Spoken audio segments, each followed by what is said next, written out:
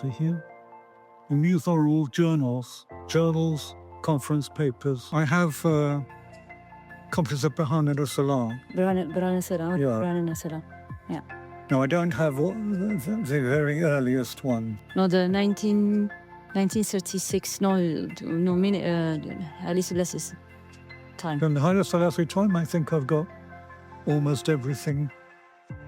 And I've got all the Ethiopia in the World Press, which I've had bound. And I've got all the Addis Reporter, for example, which I had bound, which takes me about 30 years to collect the individual copy.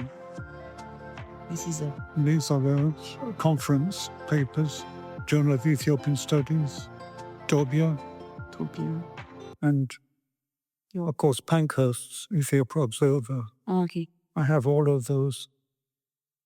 So I need one month to come and to see all the books. Yes.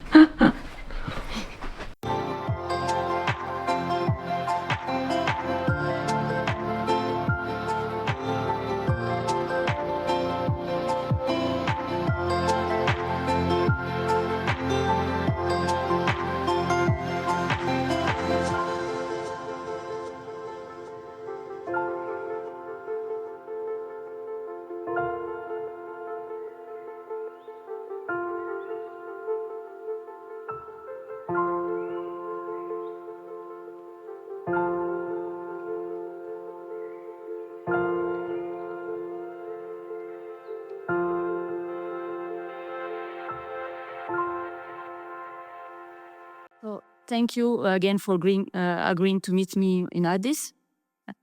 Ahead of our conversation, I'm sharing a brief list of interview questions, but I think you will do it by yourself. I don't have to ask every time. It will be about your work and motivation about this event, that's this story, on the massacre and the responsibility, on the memory, about the Asinara Memorial, and your personal reflection, because this will help us to guide our exchange and ensure we'll stay focused on when we will be there. That's right. Well, as far as motivation is concerned, I mean, that's an interesting question, especially as I didn't set out to do any of this research. It came about by chance. I was working on the monastery of Debre Libanos on a completely different topic, and was told about a certain massacre that took place during the Italian occupation, which I'd never heard about. So the Ethiopian friend that I was working with, Degefi Gebetsadik, and I decided to follow this up and to find out more about it, which we did. And that culminated in the book, The Massacre of Debre Libanos, in fact. But that led to the understanding that there had been a massacre in Addis Ababa. And it was that massacre and the aftermath that triggered the massacre of Debre Libanos. So one thing led to another, and we became more and more interested. If thousands of people died in this massacre, how come it's never been documented? Who were these people who died? What happened? The only thing that had ever been written was that two Eritreans, Abrahadabot and Mogus Ascadon, had attacked Graziani, and that had triggered the massacre. And that's all we knew. After that, it just became something that the thread never stopped being pulled. We didn't get to the end for many years. In fact, my research into the massacre of Addis Ababa took about 25 years, trying to find out exactly who did what, who planned the attack on Graziani, why did they do it, why did the massacre take place, who was responsible, and so on. So it was done really for posterity, and that was the objective. The feeling that so many people had died and had been forgotten about. Nothing had really been written about them. And when I started talking to survivors of the massacre, the people who lived to tell the tale, it became quite a dramatic story. Hence the books that have appeared on the subject. So it was just that one thing led to another. It wasn't a plan. My interest in Ethiopian history is actually very broad, not just the Italian occupation. But that was the motive, just to do something for posterity, because I soon became aware, as Professor Richard Pankhurst, who helped me, used to point out, if we don't do this now, it will never be done. Which, of course, is true, because almost all of the witnesses, in fact, all of the witnesses of the massacre except one, have died since we did this research. So that more or less summarizes the motivation. As far as the massacre of Addis Ababa is concerned, the first thing to understand about the massacre and who was behind it is that it was not a single event. It was half a dozen fairly separate events, each of which was the responsibility of different people. This explains why there's been so much controversy as to how many people died in the massacre of Addis Ababa. Because the people who are asked that question were maybe only thinking about the phase that they knew about, not about the totality of what we now call the massacre of Addis Ababa. For example, when the attack on Graziani took place, more than 2,000 Ethiopians were shot and killed by various means within the palace grounds. Within the grounds, that is, of the government of Italy at the time. This is because there was a reflex action by the armed soldiers to the attack on Graziani, which would have happened in any such context, not necessarily planned. There was an expectation by the Italian High Command that there would be an attack by the patriots on that day. They'd been tipped off that there was going to be trouble, so they were trigger happy. That is the first phase of the massacre of Addis Ababa. The second phase was planned in the sense that there was a standing procedure that if there is an emergency at the palace, then the Italians would in effect draw a cordon of a 400-meter radius around the palace, and any Ethiopian within that cordon was likely to be killed. And actually it was the Air Force that was in charge of that procedure, who were stationed at the Menelik II school. So the moment they came up to the palace, when the alarm was sent, they started shooting people. The black shirts moved in and started shooting any Ethiopians who were within that what I call the circle of death. In fact, Yekatit, a Peshawarid, as a child, walked through that circle of death with her mother, Sarah, who was one of the key witnesses for the massacre for my research. So that was planned in advance, not as a result of the attack on Graziani. It was a set procedure. So some thousands of Ethiopians died in that period. Then you had the black shirts coming down from the garrison, which was near the Tefarima Collins School, more or less freeloading wild soldiers, if you like, much less disciplined than the regulars, who then started attacking Ethiopians outside of the circle. And that went on until lunchtime on that Friday. And then at lunchtime, a curfew was declared.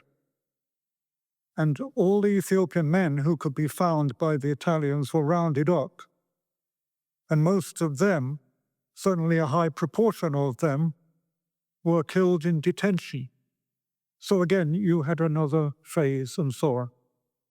The most notorious phase of the massacre of Addis Ababa was the phase organized in some detail by Guido Cortese, who was in charge of the Fascist party, and therefore could be said to be in charge of the black shirts, as opposed to being in charge of the regular soldiers.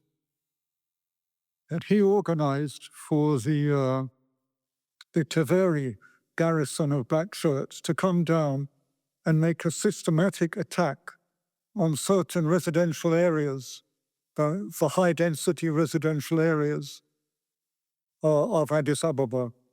That was kind of very well organized. The black shirts had access to their trucks and to their weapons. And as soon as it fell dark, as soon as darkness fell, they moved into these areas, such as the Serabate Sefer, where traditionally the servants of the palace would live. And they set fire to those houses, and many people died in the houses. You had further phases then the following day, which was a Saturday. There was another phase the day after that, the Sunday. So coming back to the point I just made, the massacre was a series of incidents, not a single decision. So what about memories in recognition about this situation of the memory of the victims? Yes. Well, memory is actually what it's all about. I didn't do what historians are normally expected to do, which is to rely on documents and then interpret, because there were no documents. So the whole exercise was to do with memory. Memory on the part of people who were there at the time, who I managed to trace and talk to, and memory of just about 2 or 3 people who had written in their memoirs their recollections of what happened during the massacre. So there were no documents on the massacre as such. So my job was really to find all the memories that could be found and to cross-check them with the documented facts. The documented facts would not be about the massacre as such, but would be, for example, which areas of the town were burned at certain times, what were the military movements by the Italians, they're all documented. What were the black shirts doing on certain days, and so on. Cross-checking what I was told with the geography of the city, for example, which was rather different then from what it is today and what it was when I was doing the research. So it was memories that was the ingredient of all of my work, and often having to triangulate and cross-check those memories, because people sometimes remember things which were not true. They think they remember something, but they might be confused about what they've remembered. I had a good example of this where one of the people who knew Abrahadabotch and Mogus Ascadon very well, and actually lived with Mogus Ascadon, recalled what happened on a certain evening. And in the room, when I was interviewing him, was someone else who was also there at the time, but was his senior. And he turned around and said, "Aha, you were just a little boy. You don't really remember. Okay. I'm going to correct you." And he was able to put the story straight. And then the other fellow, who was much younger, he was only about 90. The man who was correcting him was 101. Oh. So he said, "Yes, you're right. Yes, that is correct." So a great deal of the work was, if you like, checking on memories, processing memories. And it comes in again in the motive for doing the work, which I mentioned earlier. The fact that what had happened had been largely forgotten and never documented was one of the things that drove me to do this work, because there was no memory in the public sense, in the communal sense.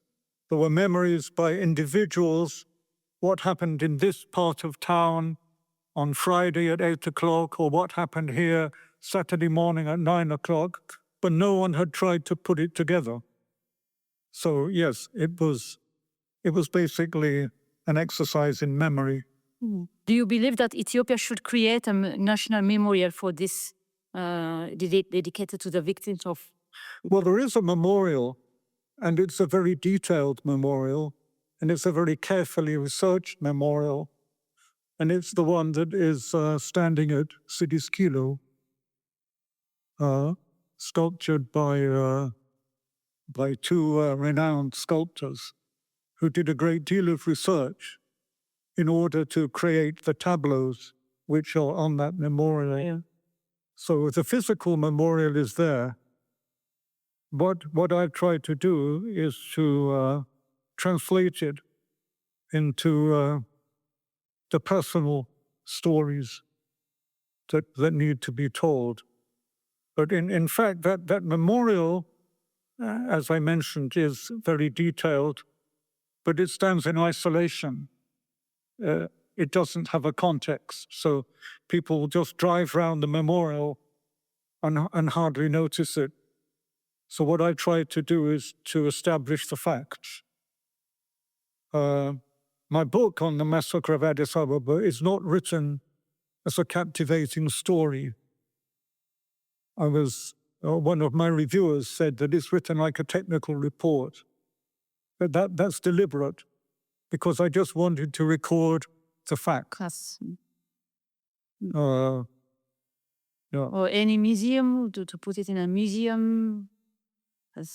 So far, no one has suggested that. I mean, we have a Holocaust museum, of course, which memorializes what happened during the Red Terror.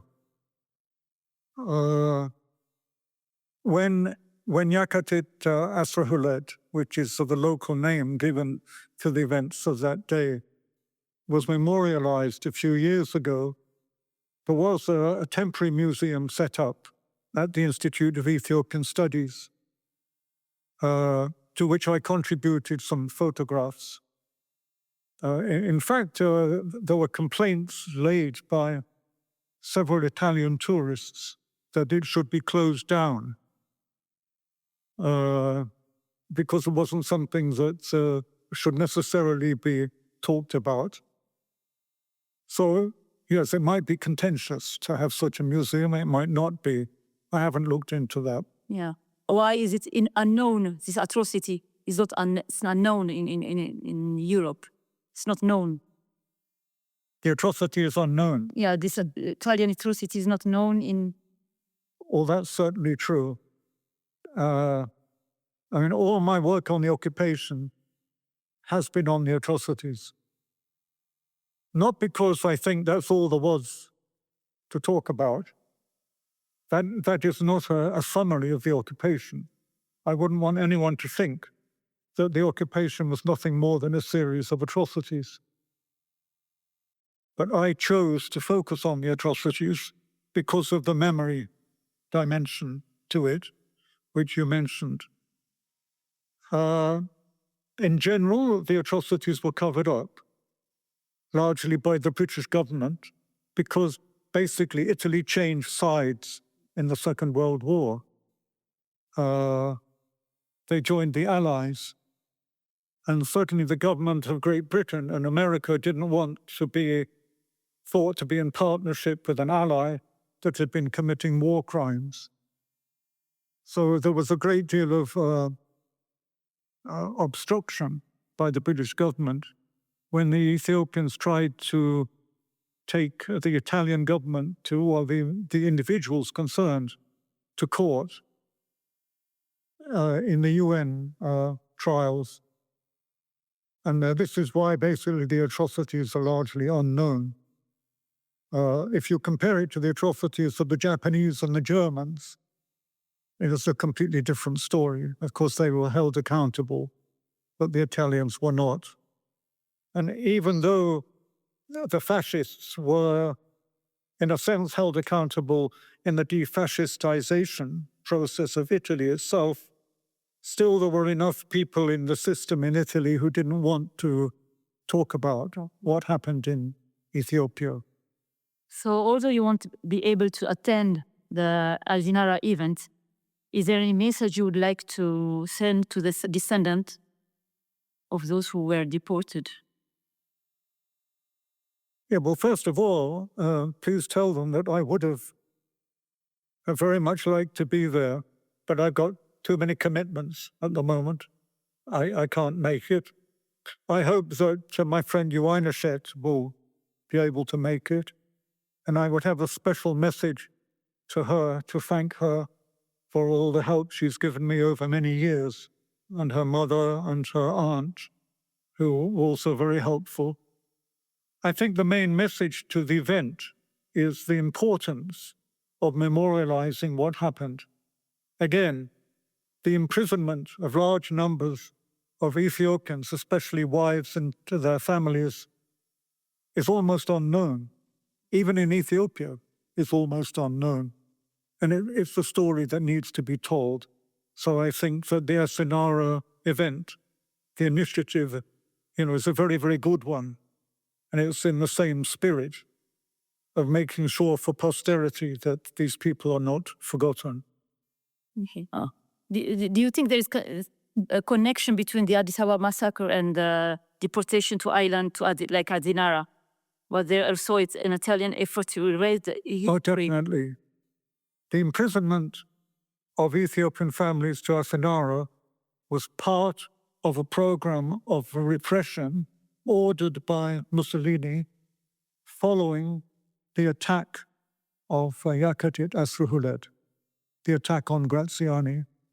It's the attack on Graziani that triggered all of what happened afterwards: the massacre of Debre Libanos, the massacre of Addis Ababa itself, the flying tribunals, as we call them, these sort of kangaroo courts that the Italians held throughout the countryside of Ethiopia, where they hanged all the leaders of hundreds of villages to get rid of the administration of Ethiopia, down to the local priests, the local chiefs, and so on, were hanged in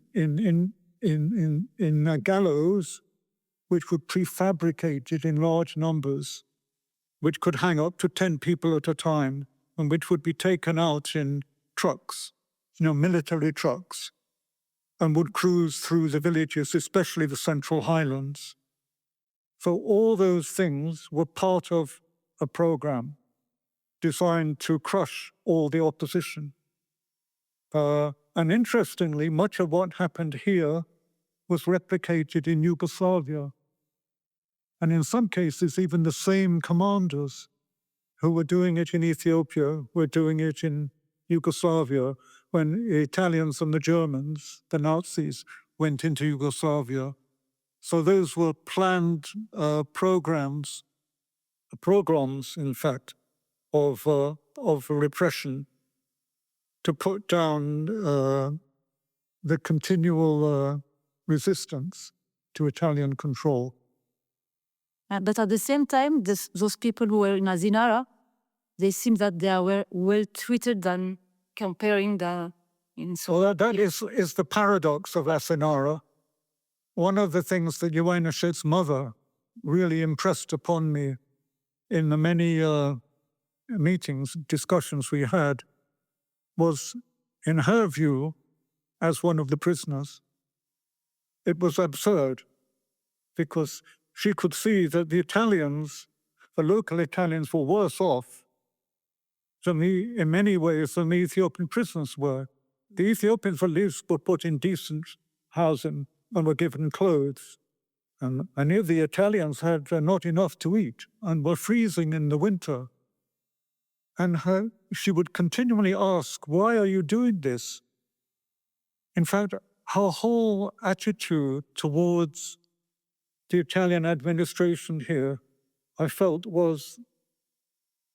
it struck me as strange. It was, she felt sorry for them in a way. I think she thought they were stupid. Mm-hmm. Why are you doing all this? You know, what's wrong with you? Oh, yeah, there was young men. And I think a lot of the Ethiopians actually came to look down on the Italian administration as being rather dim. I mean, what's the point of us being here and you having to feed us? And then they would move, not just in Asinara, but I mean, of course, Sarah was in the various locations, not just Asinara. They would put them into hospitals that would have a change of use as a sort of prison camp and so on. And she was relatively well off. She saw no point whatsoever in her imprisonment and her children. What was the objective? She never did find out. And that same state of mind, I think, comes through in what I mentioned in my book, is that when she came to be released, when the Duke of Aosta had taken over from Graziani, she was told to sign the form for her to be released, and she refused and said, you didn't ask me to sign a form to lock me up years ago. Why are you asking me to sign it now? And she absolutely refused. They tried to beg her, please sign it. But she wouldn't. But she was released anyway. Yeah. So the whole thing to her was an absurdity. Even on the flight out, she told me that the soldiers on the plane were showing her photographs, which were pornographic photographs that they'd taken, to see how she would react. All that sort of, I mean, crazy things. And spending all that money on an aeroplane just to take her and a couple of other people all the way to this island to achieve what? So the whole thing was like a dream. It was like some sort of crazy nightmare. That's what I realized when I saw the pictures, Asinara pictures. It looks like a resort when the... Yes. Yeah. Yeah. It was different from Denane. Denane. Of course. The concentration camps were a completely different story, where people like Imru Zelika were imprisoned. They were really bad. Yeah. But the Asinara story is a very strange story. And one of the things which I have not done, because I'm not an Italian specialist, is to find out what the objective was. Should they think that these people were going to take over if they were not removed? Many of them were wives and children, you see.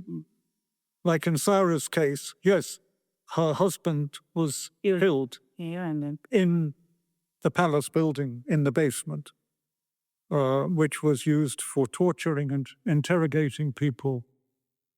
One might have argued that, yes, he was a security risk, but his wife and children, what was that all about? So it would be good for an Italian scholar to go through the Italian material and try to find out what the objective was, but I couldn't find anything about it. Other than that it was part of this program of repression, of reaction to the attack.